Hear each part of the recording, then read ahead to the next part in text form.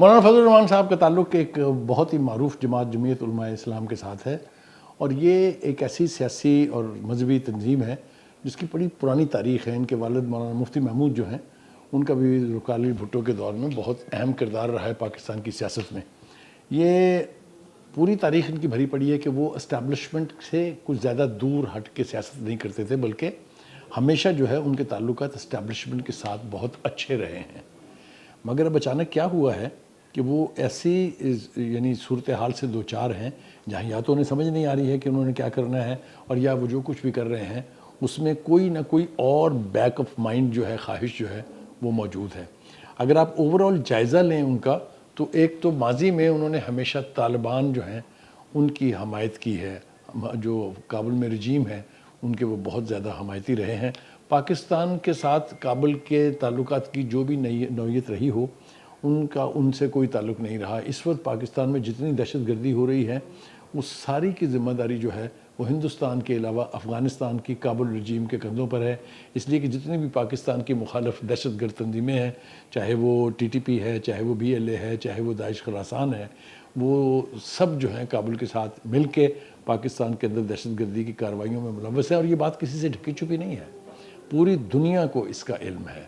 تو ایک تو مجھے اس حوالے سے بہت حیرت ہے کہ مولانا جو ہیں، جو ہمیشہ on the right of the centre رہے ہیں، وہ اب لیفٹ آف دا سینٹر اتنا ریڈیکل کیوں ہو گئے ہیں۔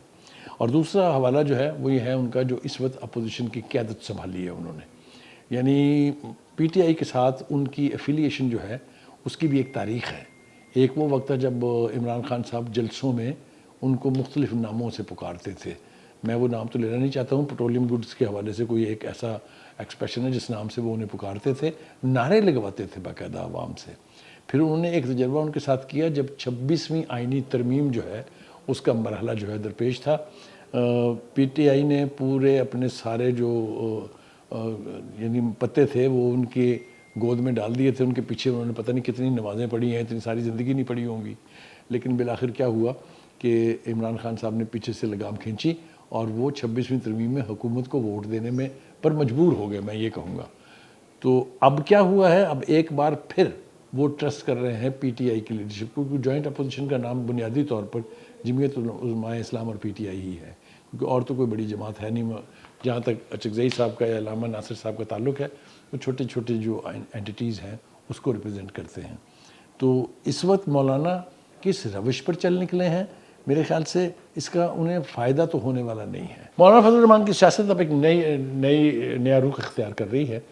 وہ اس وقت جوائنٹ اپوزیشن کے سربراہ تقریباً بن چکے ہیں، فارمل اناؤنسمنٹ بس کی باقی رہ گئی ہے۔ ایجنڈا ان کا کیا ہے؟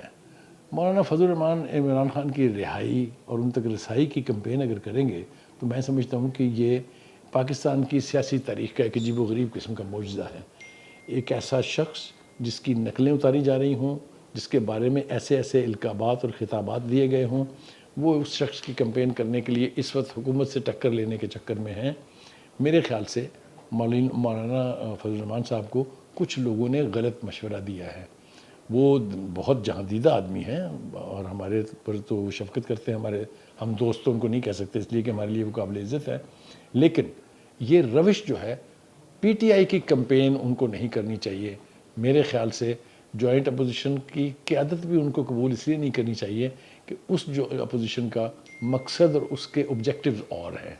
ان کو اگر جنرل پولیٹکس میں سیاست کرنی ہے تو وہ حکومت کی مخالفت کرتے رہے، وہ پہلے بھی کرتے تھے، اس پر کسی کو اعتراض نہیں ہے، لیکن جس روش پر مولانا اس وقت چل رہے ہیں یہ ان کے لیے نقصان دہ ثابت ہوگی، اس کے بارے میں کوئی دو رائے نہیں ہے۔